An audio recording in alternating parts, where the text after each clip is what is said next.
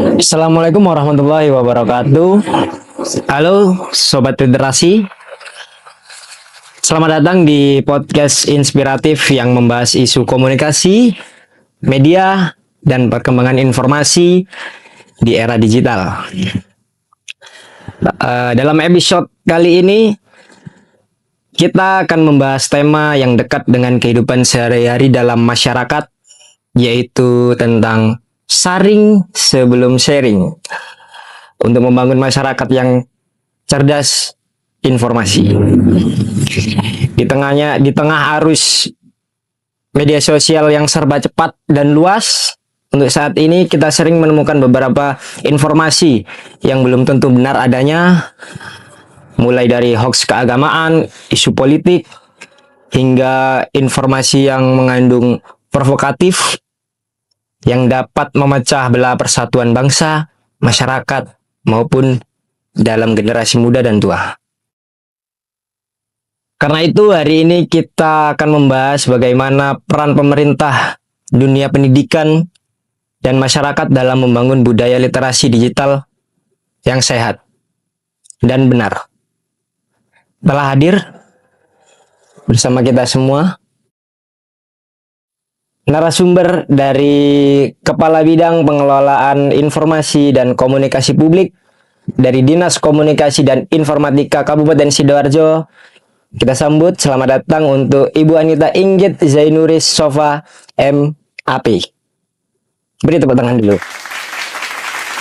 Monggo Ibu bisa diperkenalkan untuk peran dari Ibu sendiri di dalam kemasyarakatan dan di dalam Dinas Komunikasi dan Informatika Kabupaten Sidoarjo. Baik, Assalamualaikum warahmatullahi wabarakatuh. Waalaikumsalam. Assalamualaikum teman-teman semua. Perkenalkan, saya Anita Inggit Zainuris Sofa. Saya sehari-hari seorang ibu, seorang istri, dan kebetulan mendapatkan peran tugas di pemerintah Kabupaten Sidoarjo sebagai Kepala Bidang Pengelolaan Informasi dan Komunikasi Publik di Dinas Komunikasi dan Informatika Kabupaten Sidoarjo, dan baru 4 bulan di sini. Dan terima kasih Mas Faik sudah mengundang saya. Terima kasih kembali. Ya, kayaknya temanya agak menarik nih ya. Iya, betul. Terima kasih sudah hadir di podcast kami, Bu. Ya. Untuk yang saat ini sedang marak terjadi itu, Bu, karena menyebar luasnya dan cepat menyebar luasnya dari informasi itu sendiri, terkadang dari informasi itu sendiri ada yang bisa valid atau ada yang belum tentu adanya.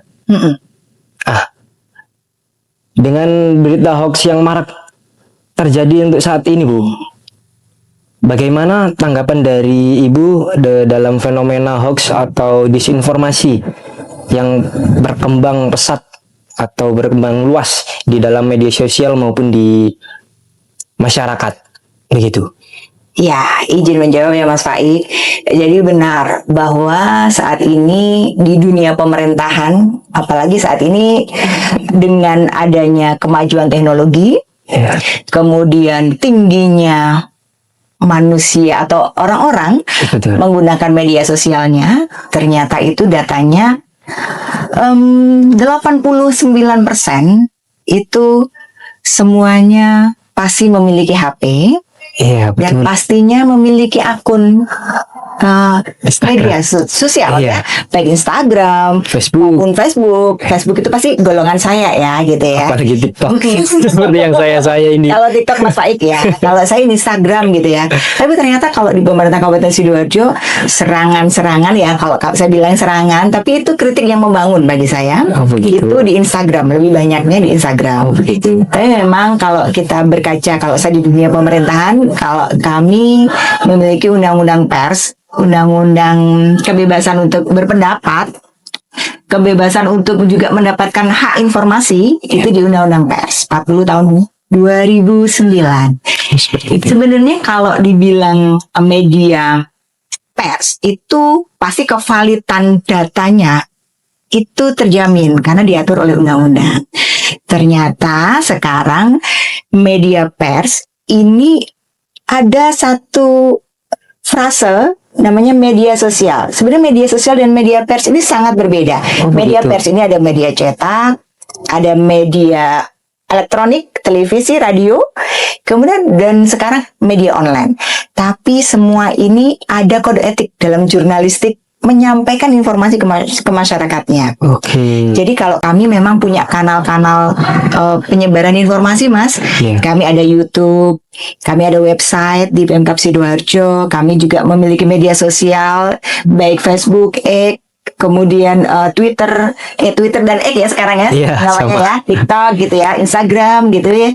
Itu kanal-kanal yang kami miliki pemerintah Kabupaten Sidoarjo, jangan lupa di follow ya. Nah, ini masyarakat sekarang dengan akun-akun pribadinya mereka bisa menyampaikan informasi, berpendapat, mengkritik dengan tanpa ada verifikasi pastinya. Menyampaikan informasi kadang dengan cepat tanpa ada verifikasi. Makanya itu membedakan. Kalau media pers dengan media sosial itu sangat berbeda. Karena ada undang-undangnya. Ini undang-undang ITE. Undang-undang ITE-nya. Jadi kalau ada salah informasi dalam penyebaran, ini ranahnya sudah pidana. Tapi kalau ada kesalahan dalam penyebaran informasi di media pers yang dilindungi oleh undang-undang ini ranahnya perdata.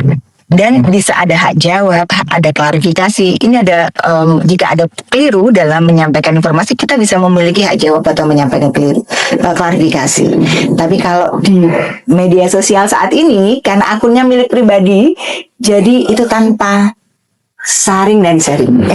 Tadi ngomongin terkait dengan harus punya budaya saring sebelum sharing. Karena luar biasa, Mas. Kalau kita melihat fenomena saat ini, apalagi Sidoarjo ya, sangat luar biasa sentimennya. Kami harus menjaga sentimen ruang digital ini menjadi positif dan netral. Tapi karena kita negara atau daerah maju lah ya, karena berdekatan dengan Surabaya, jadi maju, masyarakatnya juga beragam ya.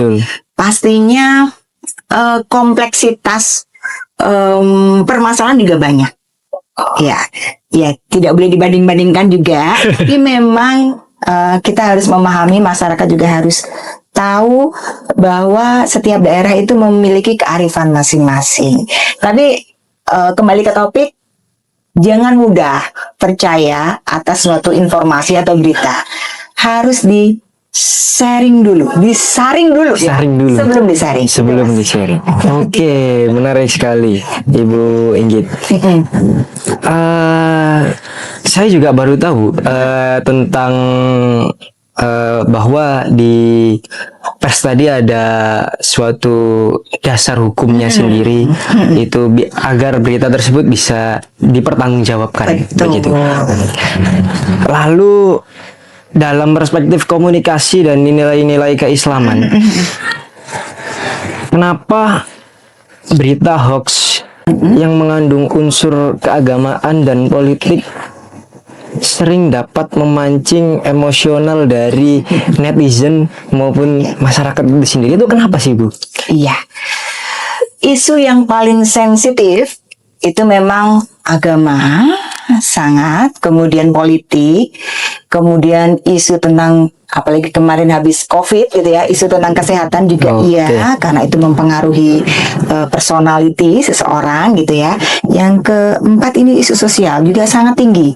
Dan tadi kalau bilang Mas Faik terkait dengan isu agama dan politik gitu ya, kenapa sangat tinggi? Karena itu berhubungan dengan keyakinan, berhubungan dengan identitasnya. Kadang-kadang kalau isu terkait agama itu kadang ada yang menganggap bahwa itu lebih ke provokatif untuk seolah-olah kita itu membela suatu kelompok agama tertentu. Padahal memang kita akui kalau Indonesia ini sangat beragam, baik suku, ras, agama. Dan kita harus saling menghormati, itu paling penting. Jadi kembali ke sisi ranah agama maupun politik, kita harus pandai bersikap, bertindak, menjaga lisan, bertindak juga. Karena informasi itu tidak boleh langsung action gitu, tapi harus dicerna dulu. Kita memang harus responsif, tapi harus dicerna dulu sebelum melangkah, sebelum menyebarkan isu hoax tentang suatu keagamaan. Apalagi itu sensitif sekali ya kalau keagamaannya. Itu kita harus benar-benar harus hati-hati. Pintar membawa diri. Membawa diri. Karena Indonesia ini dengan media sosial yang begitu cepat, detik ya sekarang ya, hoaxnya itu detik. Ini salah dalam menyampaikan apa ya pendapat gitu langsung tersebarnya di Clipper ya, langsung tersebar luas gitu ya, padahal maksudnya tidak begitu.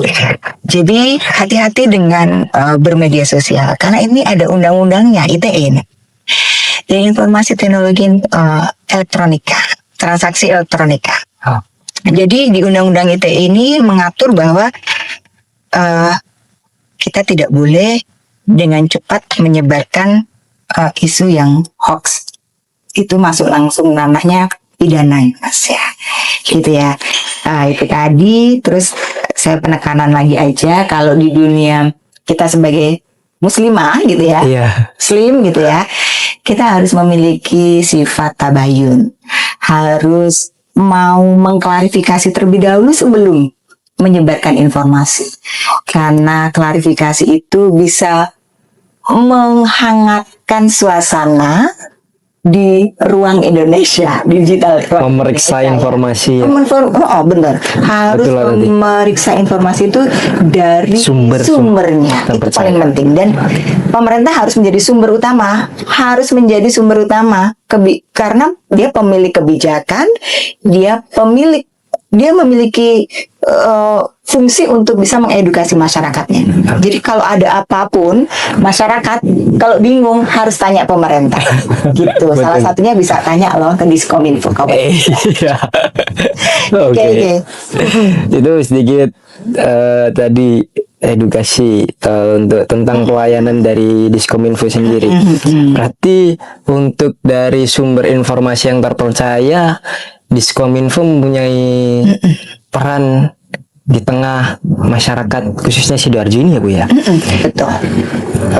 Kira-kira peran yang dilakukan oleh Diskominfo dalam menangkal hoax atau disinformasi di media sosial ataupun dalam masyarakat ini apa sih Bu? Langkah yang diambil kalau boleh tahu dari Diskominfo sendiri yang seperti apa dan bagaimana? Ya. Terima kasih Mas Faik ya. Teman-teman semua, para Gen Z dan teman-teman masyarakat Kabupaten Sidoarjo khususnya, Diskominfo ini memiliki peran yang penting karena kami memang bagian dari pemerintah yang merupakan garda terdepan dalam mengelola informasi. Jadi baik dan benar itu kami yang harus bisa menyaringnya. Kami memiliki fungsi edukasi. Kami juga memiliki fungsi untuk menyebarluaskan, mendiseminasi informasi kepada masyarakat. Ya, gitu. Langkah-langkahnya apa? Gitu ya. Kami selalu tidak bisa sendiri ya.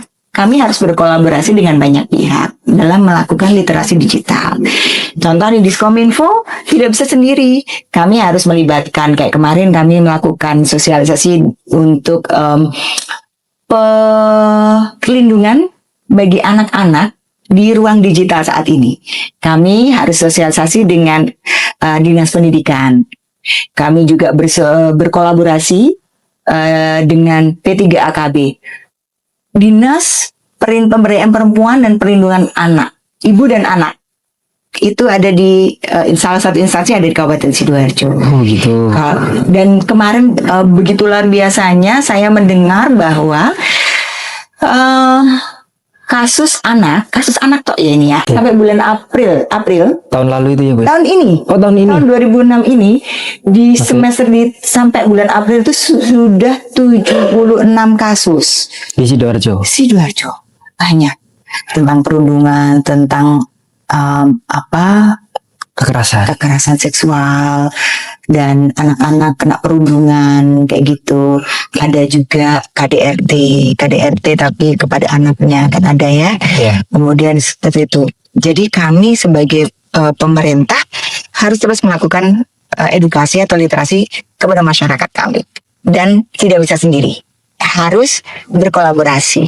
Kemudian selain itu kami juga harus sering memproduksi konten-konten edukasi. Kami tadi sudah menyebutkan ada 6 kanal, kanal yang kami miliki, baik website dan lain sebagainya. Akunnya juga ada akun Pemkab, akun Diskominfo juga ada gitu ya. Jadi kami menyebarluaskan informasi dengan memproduksi konten di situ. Tapi kami juga tidak bisa sendiri. Kami harus berkolaborasi dengan tadi media pers. Kami harus bergandengan tangan dengan teman-teman pers yang ada di Kabupaten Sidoarjo. Ada banyak yang perusahaan pers yang sudah bermitra dengan kami di Sidoarjo, yang terverifikasi Dewan Pers itu ada sebanyak 65 media pers. Banyak. Kalau bisa ada Detik, ada Kompas, ada kalau kalau media-media lainnya itu, ini media pers ya, baru dengar ya Pak? Iya, betul. Sudah nggak ada koran sekarang ya. Kalau dulu ada koran cetak, Jawa Pos dan sebagainya. Sekarang ada cetak, masih ada. Kami juga bermitra dengan mereka, tapi mereka sudah bermigrasi. Mereka pun juga menyesuaikan dengan perkembangan saat ini. Jadi mereka selain cetak, karena Mas Faik jarang membaca korannya sekarang. Iya, betul. Jadi membacanya lewat media cyber, media online, dan Jawa Pos itu juga ada. Ini iklan ya buat Jawa Pos ya. Itu sih Mas. Terus kami juga melakukan monitoring media. Itu nggak hanya 1 minggu sekali, tapi setiap hari.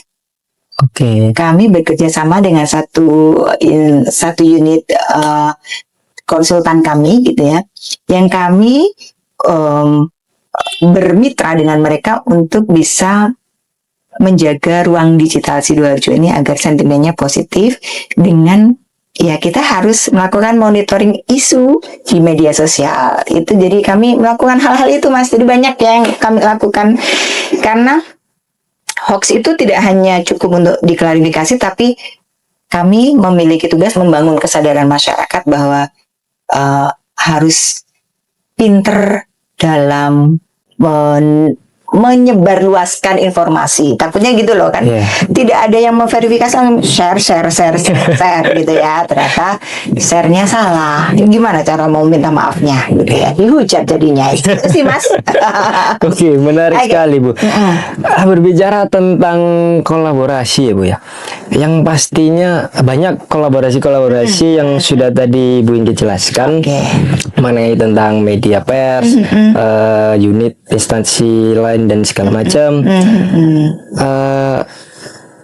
Tentunya kalau menurut saya Bu ya, tentunya kalau itu masih belum cukup Bu, karena kurang ya.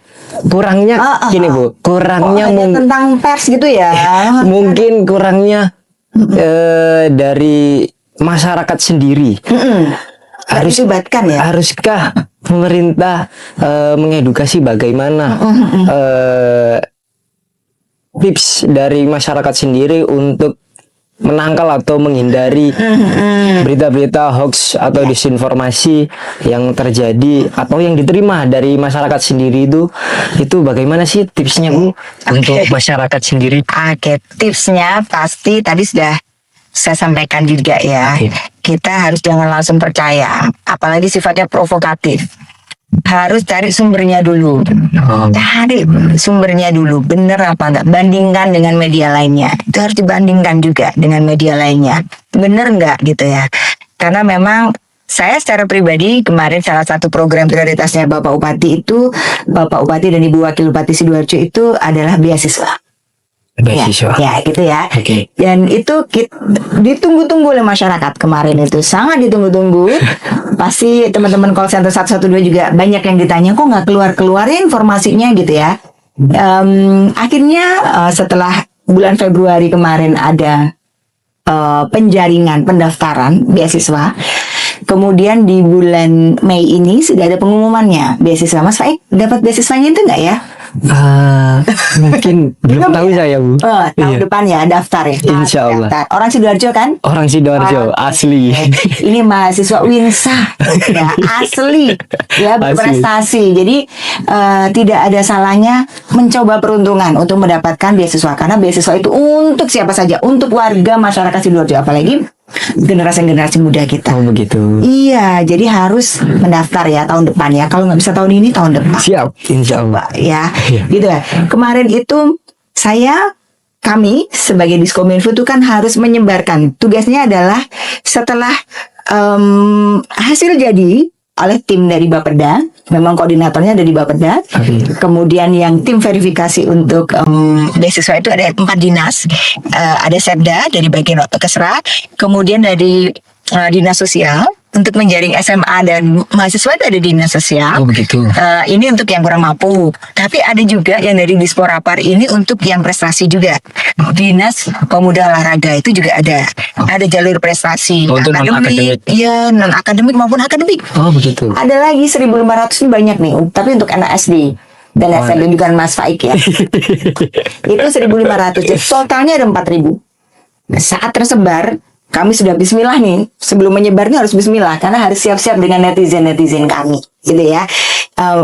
Masyarakat Sidoarjo banyaknya antusias yang menyebar, akhirnya yang mendaftar, akhirnya saat kami mau publis pasti banyak yang berstatement di situ. Ada yang positif, ada yang negatif. Aduh, terima kasih, akhirnya saya lolos dan lain sebagainya. Tapi kan ada narasi yang dibangun, kok ini bukan KTP Sidoarjo, kok ada KTP Surabaya. Nah, ini hoax.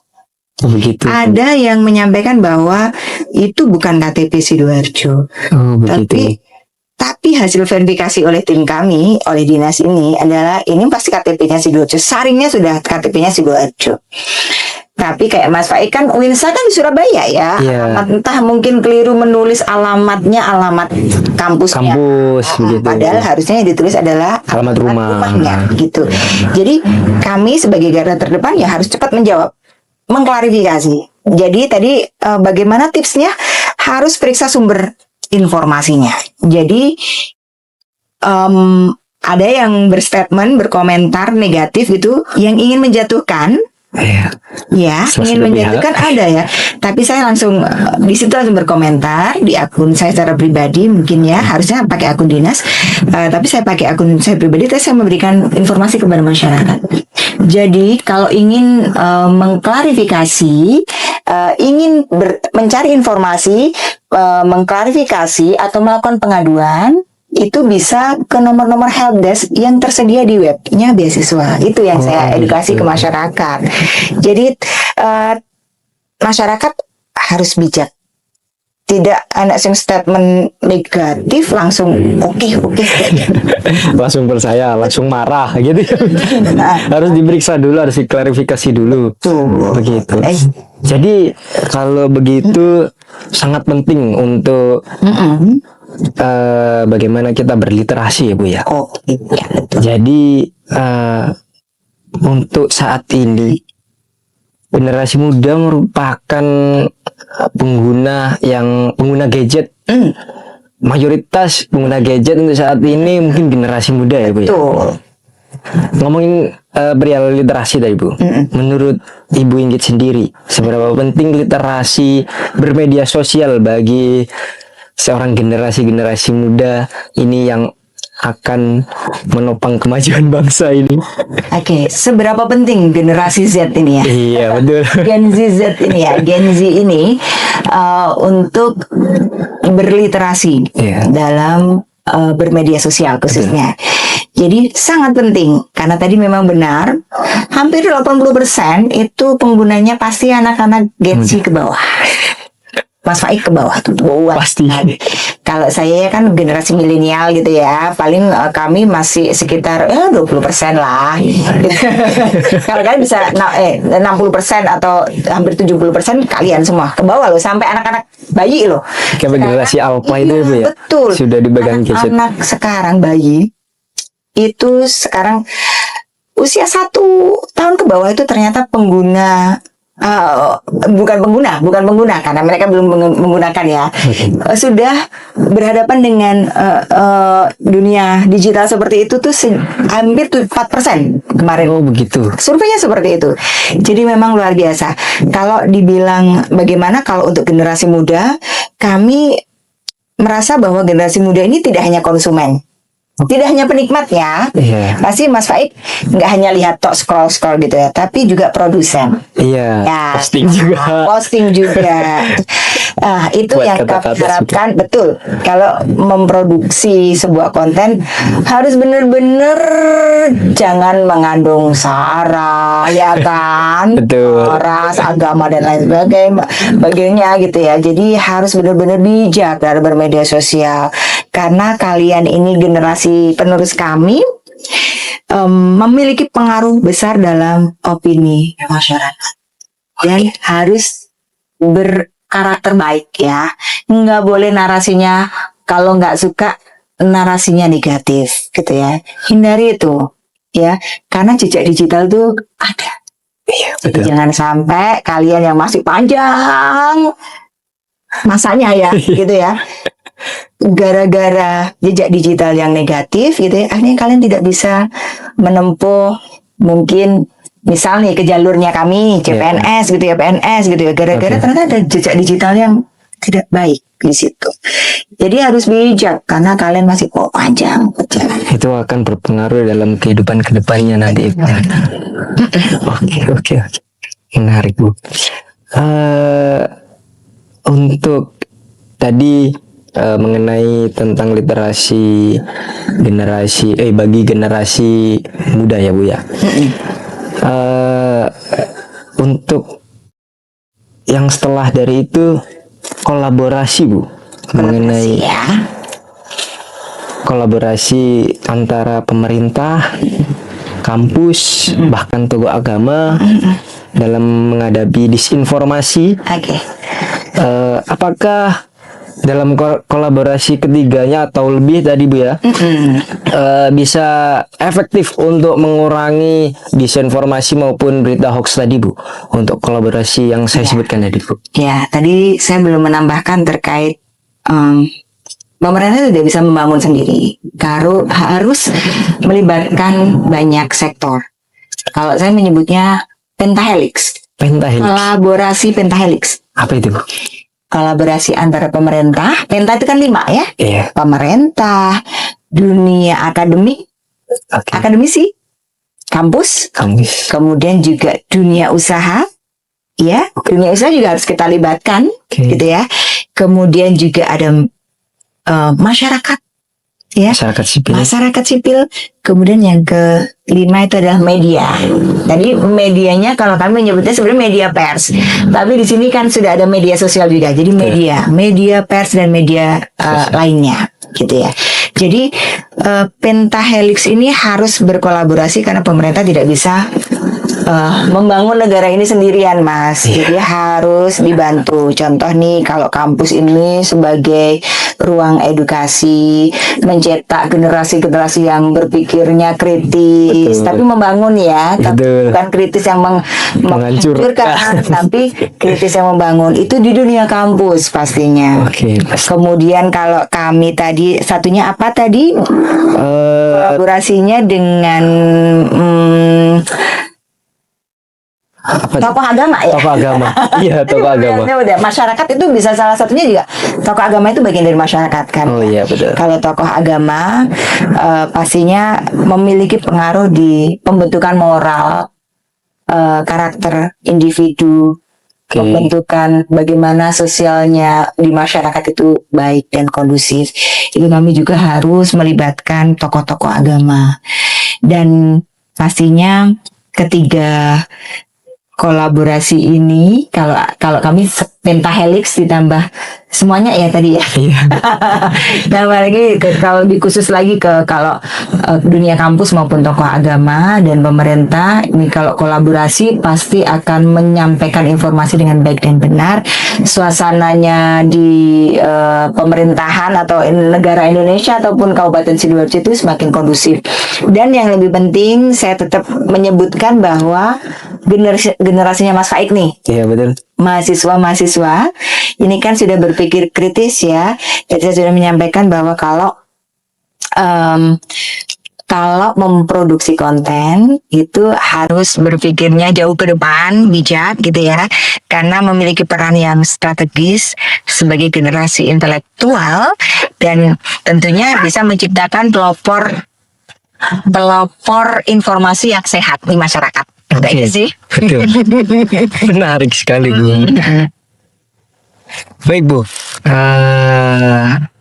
terkait generasi muda, mahasiswa maupun pelajar di luar sana. Untuk yang terakhir ini Bu, Oke. pesan untuk pesan dari Ibu Inggit kepada mahasiswa atau pelajar generasi di luar sana yang mungkin bisa menjadi pilar kemajuan bangsa. Ya. Yang saya sebut begitu Bu, di tengah masyarakat sipil dalam menghadapi perkembangan informasi digital begitu cepat, apa pesan yang bisa Ibu sampaikan untuk generasi muda Indonesia? Oke, baik. Kami mengajak seluruh masyarakat dan generasi muda saat ini, mari menjadi pengguna media digital yang cerdas, yang kritis, dan bertanggung jawab.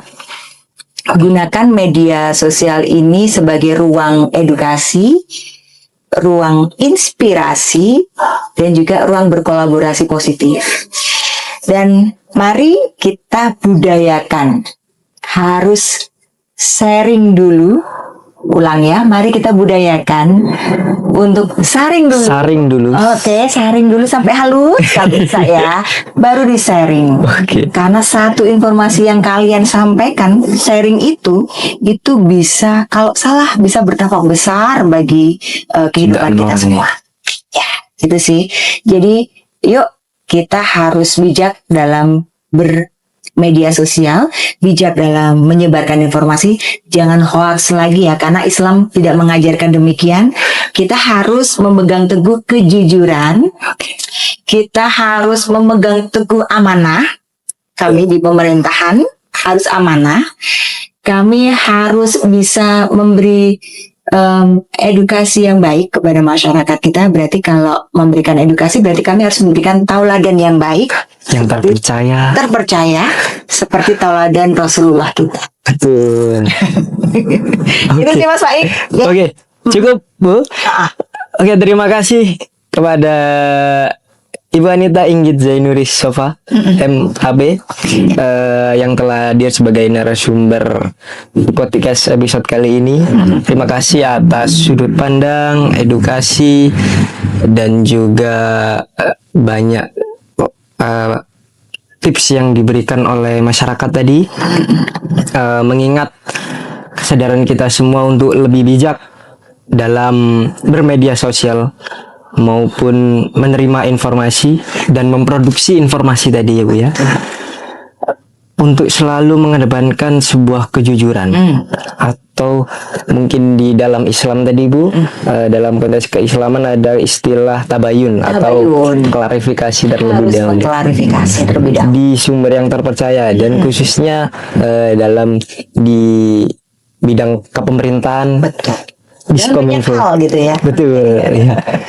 Agar tidak berimbas dapat merugikan opini dari orang lain itu sendiri. Oke. Begitu Sobat Literasi,